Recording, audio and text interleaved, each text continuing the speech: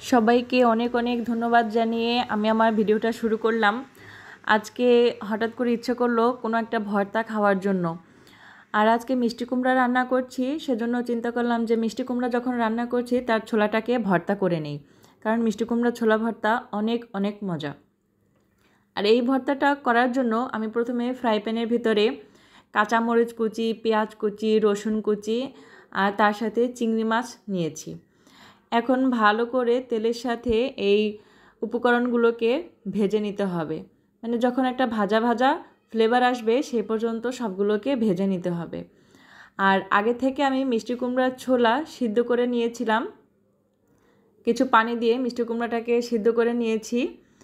তারপরে এই ভর্তাটা তৈরির জন্য এখন এই সবগুলোর সাথে ভেজে নিতে হবে। আর ধনেপাতা কুচি করে রেখেছিলাম, সেই ধনেপাতা কুচিও এখানে দিয়ে দিচ্ছি। এই সব কিছু মিলিয়ে খুব ভালো করে নেড়েচেড়ে নিতে হবে। ভর্তা খেতে কে না ভালোবাসে বলেন, ভর্তা তো সবার পছন্দ। আর ভর্তার সাথে যদি চিংড়ি মাছ দেওয়া হয় তাহলে কিন্তু স্বাদে অনেক গুণ বেড়ে যায়।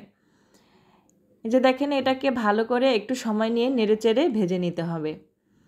আর যে কোনো ভর্তার সাথে চিংড়ি মাছটা মিলিয়ে বেটে নিলে কিন্তু দেখবেন অনেক সুন্দর একটা ফ্লেভার আসে। চাইলে আপনারা চিংড়ি মাছ ছাড়াও ভর্তাটা করে নিতে পারেন, কিন্তু চিংড়ি মাছ দিয়ে দিলে অনেক ভালো লাগে। অবশ্য আপনারা এখানে চাইলে শুটকি চিংড়িও নিতে পারেন, আমি এখানে কাঁচা চিংড়ি ব্যবহার করেছি। কথা বলতে বলতে দেখেন সবগুলো উপকরণ কিন্তু অনেক সুন্দরভাবে ভাজা হয়ে গেছে। এখন আমি এগুলোকে পাটায় বেটে নেব। আপনারা চাইলে ব্লেন্ডারও ব্লেন্ড করে নিতে পারেন। এই যে দেখেন সবগুলো উপকরণ আমি পাটায় নিয়ে নিচ্ছি। এখন ভালো করে বেটে ভর্তা তৈরি করে নেব। আমি এখানে আগে থাকতে লবণ দেই নেই, এখন এই বাটাবাটির মাঝখানে লবণ দিয়ে সব কিছুকে ভালো করে মিক্স করে নেব। এই যে দেখেন, এটাকে 2 থেকে 3 বার একটু ভালো করে বেটে নিলেই কিন্তু সব কিছু মানে কুমড়ার ছোলাটা একেবারে মিহি হয়ে যাবে। আর একটু পানি দিয়ে সিদ্ধ করে নিয়েছি, ছোলাটা কিন্তু অনেক সিদ্ধ হয়ে গিয়েছে। আর মিষ্টি কুমড়াটা কাঁচা মিষ্টি কুমড়া ছিল, ছোলা অনেক তাড়াতাড়ি সিদ্ধ হয়েছে। এখন এখানে স্বাদ মতো লবণ নিয়ে নিচ্ছি, সব কিছুকে ভালো করে মিলিয়ে আবার বেটে নিচ্ছি। আমি মোট 3 বার এটাকে বেটেছি। 3 বার বাটার পরে অনেক সুন্দরভাবে এটা তৈরি হয়ে গেছে।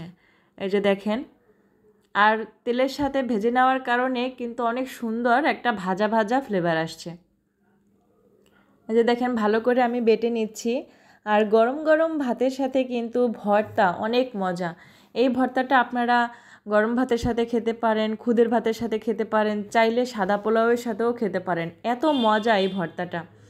আপনারা একবার হলেও এই ভর্তাটা ট্রাই করে দেখবেন। অনেকেই ভর্তা পছন্দ করেন, ভর্তা খান আমি জানি, কিন্তু এই ভর্তাটা যারা খেয়েছেন তারা তো জানেন যে এটার স্বাদ কীরকম। আর যারা না খেয়েছেন তাদের জন্য অনুরোধ রইল এই ভর্তাটা একবার হলেও তৈরি করে খাবেন।